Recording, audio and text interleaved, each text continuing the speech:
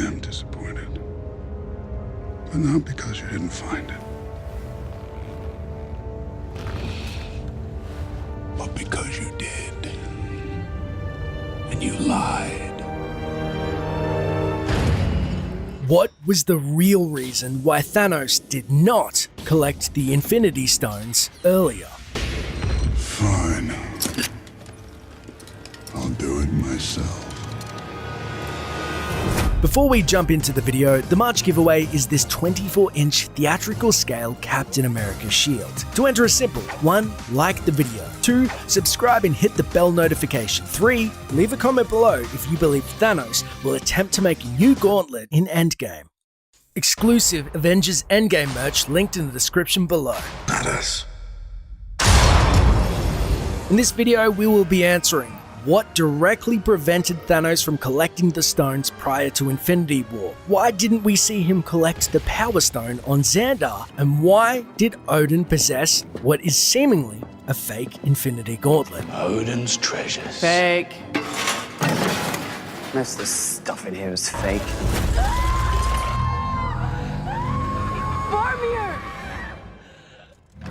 The Russos directly answer why the Infinity Stones have not previously been collected in the director's commentary by stating, the catalyst for the whole movie was when Thanos figured out where the Soul Stone was because he captured Nebula on his ship and rooted around her brain and found out that Gamora knew where the Soul Stone was. It's the reason why he has not why he hasn't gone for it gone before. after the stones at this point, because the minute he does, the forces of the universe are going to line up against him. Right. If he doesn't know where the Soul Stone is, then what is the point? Exactly, and that's a question we had to answer based on all these other movies. You know, it's a darn good question. So it's confirmed that Thanos finds out the last location of the Soul Stone from Gamora. But how did he acquire the first stone, the Power Stone, off screen prior to Infinity War that we last saw safely on Xandar after Ronan's initial betrayal? You call me boy! I will unfurl 1,000 years of Kree justice on Xandar and burn it to its core! Then Thanos, I'm coming for you. We should talk about why did we decide to push Xandar off screen? Oh, yeah. We wrote versions of Thanos attacking Xandar, and it had a similar purpose in the script to what Nowhere does now. It was a place where Thanos and Gamora encountered each other. But the fact of the matter is, you know exactly what... If Thanos went to Xandar to get that stone, you know what happened. It was a big battle, and he got it. His attempt to not be repetitive. Yeah, They decided to cut it from the script.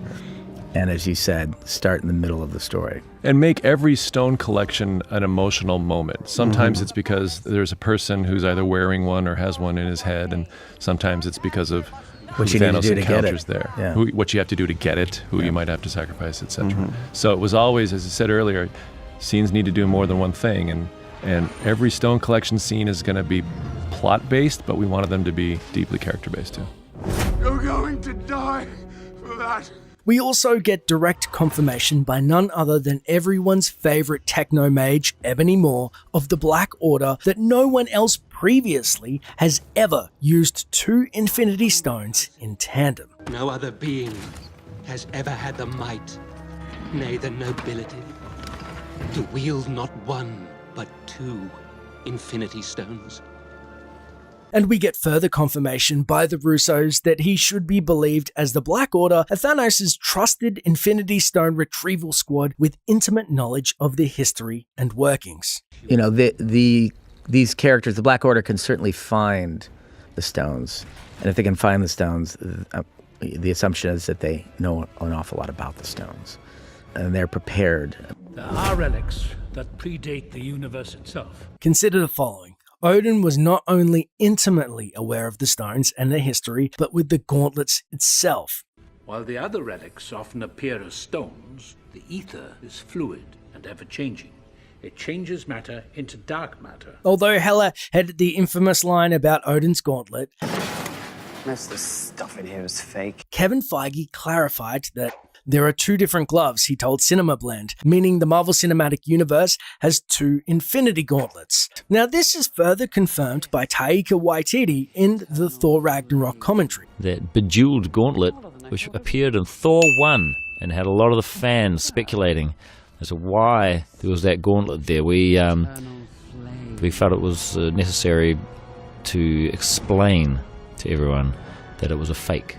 And I like to think that Odin had that fake gauntlet in his weapons vault so that people of the universe would think that it was safe and that he had it. So you have a matching left and right glove, although Taiki says that Odin's is fake. I think he means that the obvious fake stones embedded in the gauntlet put the general populace at ease, believing that Odin, the Allfather, one of the only beings strong enough to contend with Thanos, had the gauntlet for safekeeping, and while that may be contested, Thanos would dare not stir one of the beings as powerful as Odin whilst he didn't know the exact location of the Soul Stone or have a gauntlet to house it in. The minute he does, the forces of the universe are going to line up against him. Right. If he doesn't know where the Soul Stone is, then what is the point? Now, why Thanos having a gauntlet is important is because we know, according to Eitri, the dwarves of Niflheim were protected by Odin. What happened here?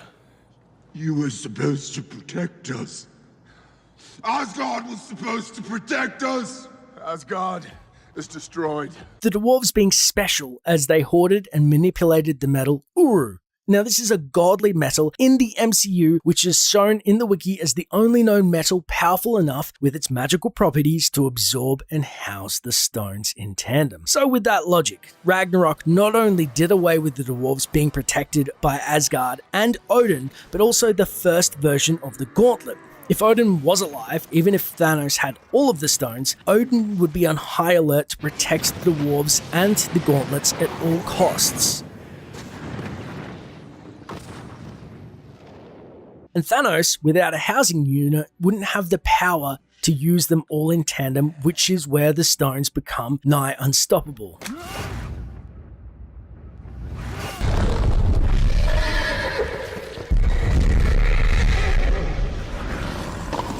Father, we'll finish them together! Silence.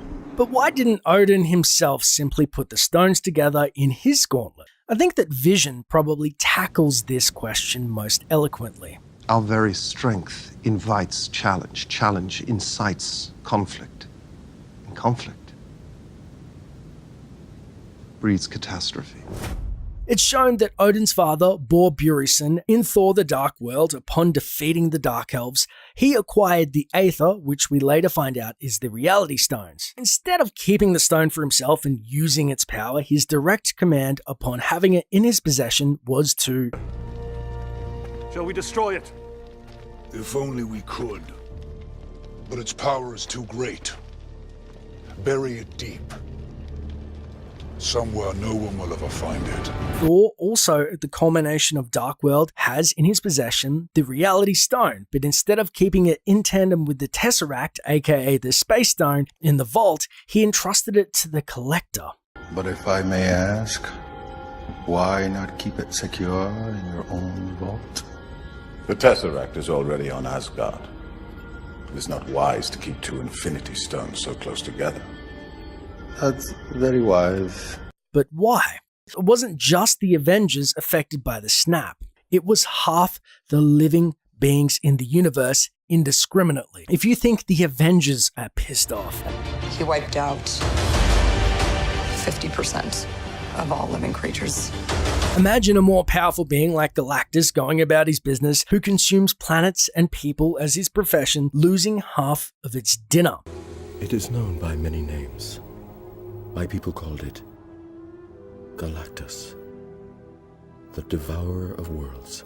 In the Infinity Gauntlet comics, beings who were entities representing even the fabric of reality itself came after Thanos once they realized the unbalance that he had just caused. Unfortunately for the MCU's Thanos, his gauntlet just broke post-snap, which makes him a fair target for everyone at this point. Although that explains why he didn't collect the stones earlier and why Odin was pivotal in keeping the stones at bay, there is a fan theory floating around that hypothesizes it may have been Odin who actually possessed the Soul Stone until he passed away. We know that the Soul Stone has a wisdom about it. Sol holds a special place among the Infinity Stones. You might say it has a certain wisdom. Which A, requires sacrifice, and B, actually makes you somewhat death-proof, as seen when Thanos was teleported into the gem to directly avoid being killed post-snap. So Thanos is transported through the power that was needed or required to wipe out half the life in the universe into this dream state inside the Soul Stone.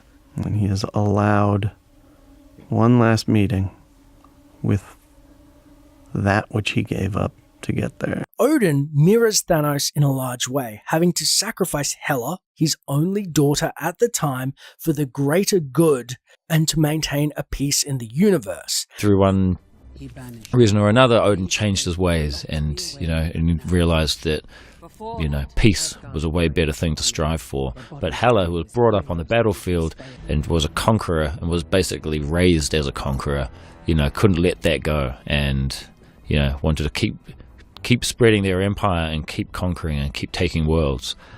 Also consider that Hela only reappeared the moment Odin died, and when he died, the stone returned to Vormir and Hela was freed. The problem with these theories are manifold, as why Hela wouldn't be locked in the Soul Stone, and instead we see her in Hell, and how she nearly escaped and the Valkyries were all slaughtered by her until Odin himself put a stop to her. Though that could be the fact that she was so powerful that not even the Soul Stone could contain her, and maybe she wasn't physically in the stone, but rather transported to Hell as a part of the deal or pact of her sacrifice. Now, while this theory is somewhat flawed, I think it would be amazing nod and entwine the roles of Odin and Thanos, having to sacrifice their only daughters for what they believe is the greater good, with the reverse roles of Hela being the antagonist and of course Gamora being the victim. I think it would be amazing to entwine both of their stories, that the Soul Stone had a heartbreaking history that was in fact doomed to repeat itself.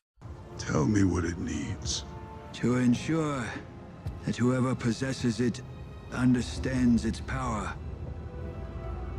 The stone demands a sacrifice. Of what?